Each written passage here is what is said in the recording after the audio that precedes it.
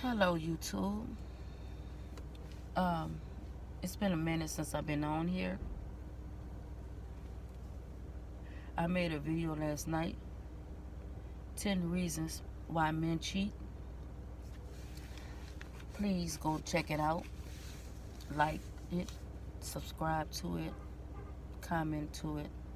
Whether it's good or bad, I will respond to your comment. But this video I'm about to share right now is about my first video I posted about my paranormal experience. And it's the root to where it all begins. So please bear with me. Like it, comment to it, subscribe to it. But this is how it all begins. As a child, I was about 5, 6, 7, about that. Not sure, but I know I was young, but I was old enough to remember. It was my siblings, my mom and my dad. We always getting ready to go to a funeral, a close family. My uncle's wife passed away in a horrific death. She was raped and left under the bridge with a bottle and a pipe jigged inside of her. And it affected me because she used to always watch me and keep me, and I was kind of close to her. And so we was getting ready to go to her funeral. And when we got in the car and started driving to the funeral home, the closer we get to the funeral home, I started getting the butterflies in my stomach, like this eerie feeling. And as a child, I didn't know what that feeling was, or where it was coming from. So I didn't say nothing about it. I just was being quiet and, hoping that everything hurry up and, be over with, so I can go back home. So we got out the car, went in the funeral home, took our places, sat down.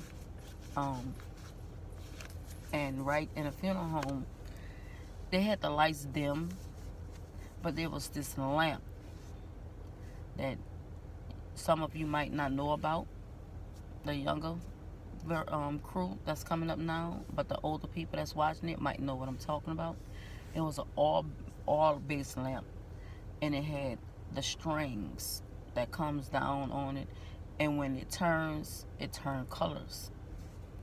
And to me, as a child, it was kind of creepy being in that setting with the lights dim and stuff like that, the slow music playing and, all that stuff that goes on in a funeral home, because back then they had wakes and funerals.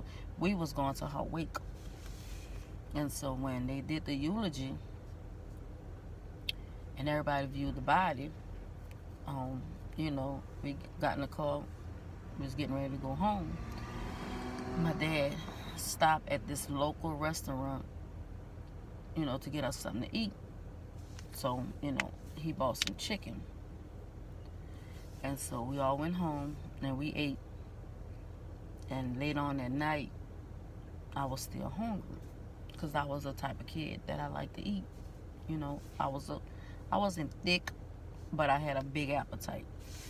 And so my brother, we was the only two that was up really, walking around. Everybody else was settled, laying in the bed, watching TV, doing whatever, And so he put some eggs on a stove to boil for us.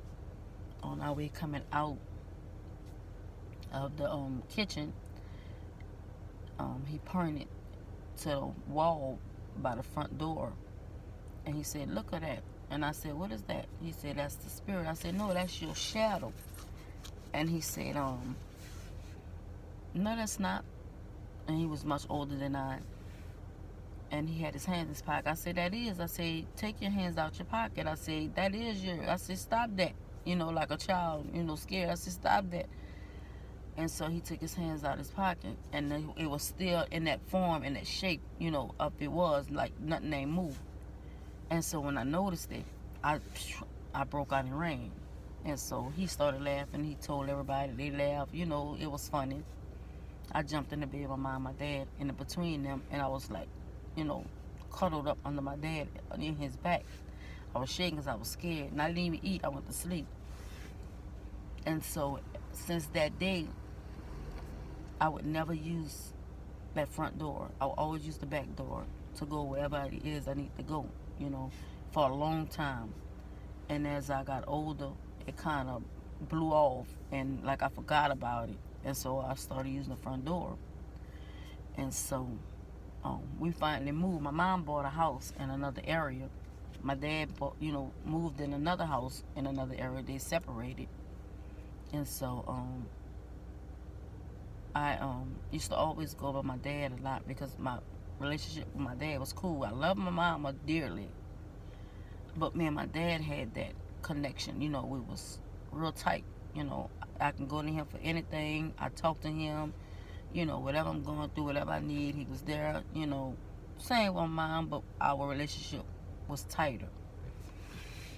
So as I got older, when my mom moved, I got on the bus and I went to go see my dad. And so I was walking up the side street coming towards the corner of his house, and I got the same feeling I got back then when I was young, like a butterfly in my stomach, an eerie feeling. By then I was a teenager. I kind of knew that it was something creepy going on, because I felt that. But I ain't have no intention it was going to happen to me. So as I got to the corner of the house on my dad's porch, let me cut you off a minute. The house my dad was staying in, his grandmother that raised him died. That was her house. He took over the rent, the stuff that he had to pay, the utilities and stuff. He moved in there. So, back to the story. As I got to the corner, I seen somebody sitting on my dad's porch. He was dark skinned. And I don't know why. I can't explain it. It's hard for me to explain. I'm not going to try to explain it. All I know is the only thing I seen was the bottom of somebody's legs, real dark. I don't know how that went. And so I'm under the impression, okay, that's my dad, sitting on the porch. So as I get closer, visual, so I can see better to see who that is, I see his screen door open and it shut.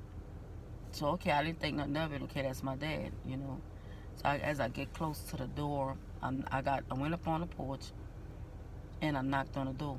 Nobody answered. I looked through the window. I ain't see nobody. So okay, automatically I'm assuming that's my dad. He is. He was the type. He liked to crack jokes and do pranks. Stuff like that. He was a fun dad that likes to, mess with you and have fun and stuff. So this is what I'm thinking. And I'm like, man. And I had to use the bathroom at the same time. I'm like, man, this man play too much, man. I'm just banging on the door. I said, Dad, open the door. I got to use the bathroom. I said, man, this man play too much. So when I noticed ain't nobody come to the door, I said, I just seen somebody go in that house. So I looked through the front door, through the front window again. Nobody wasn't in there. I went through the side of the house, and the house was made like an old-fashioned house where the windows would sit high. And I was short, so I had to jump up to see. And I jumped, and I didn't see nothing. And there was a step right there by the side door. And I kind of stood on the second step and leaned towards the window to see if I could see anything. And I didn't see nothing. And I'm like, I know I saw somebody go in this house. And so I knocked on the side door, and nobody answered. And the closer I get towards the back, I started getting chills all over my body. Like my heart went to racing. I went to getting butterflies in my stomach. I'm like, something ain't right. So I got scared. So I went to walking fast towards back the front, through the front gate. So I seen some ladies sitting outside. They was right across the street from the house. So I said, good evening. I said, y'all see my dad today? And it was like, they called his name. And I said, yeah. He left earlier. He said, she said, one of the ladies said, we haven't seen him since this morning.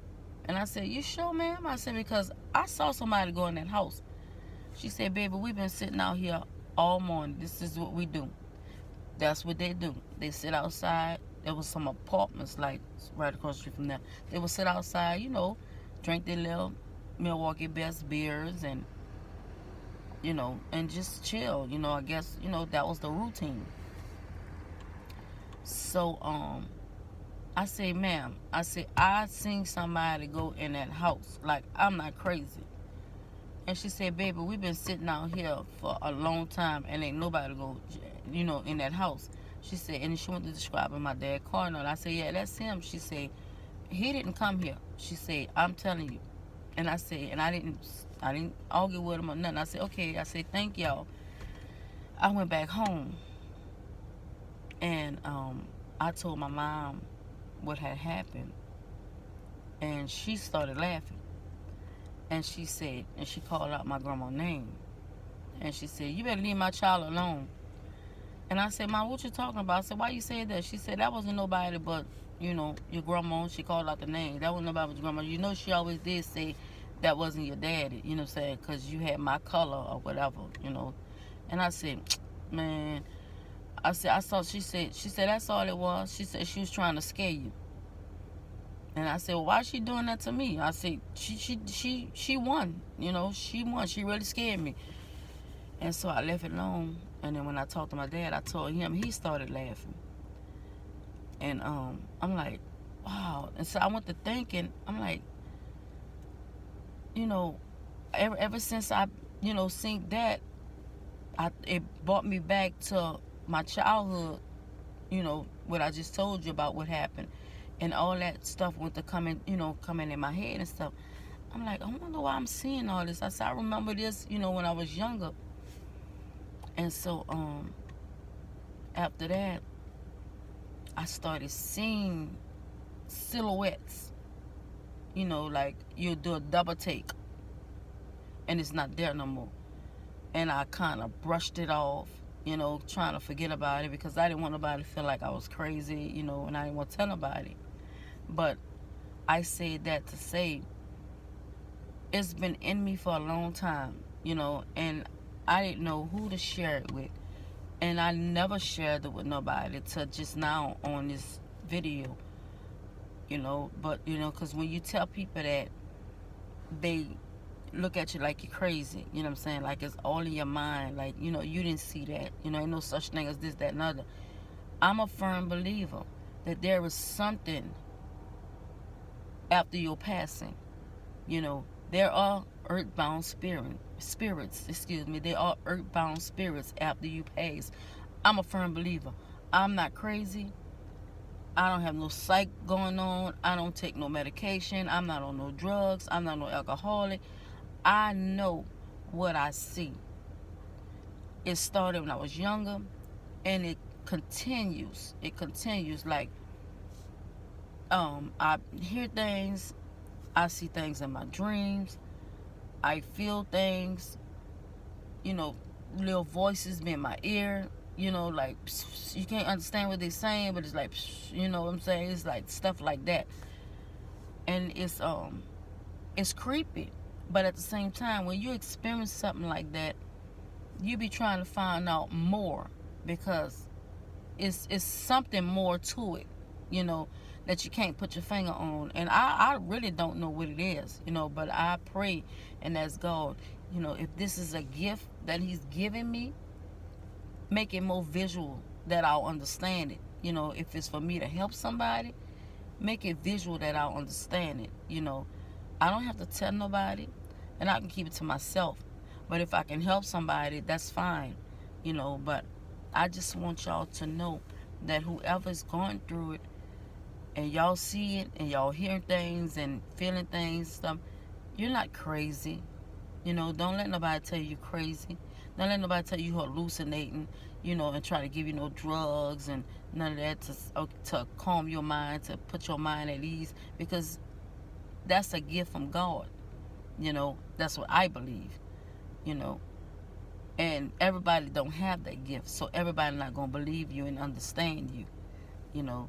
So I just wanted to share this video with you guys and tell me what you think about it, and like it, comment to it. I will respond back to you. Subscribe to me, and I'll bring more videos to come. Y'all have a blessed day. Thank you.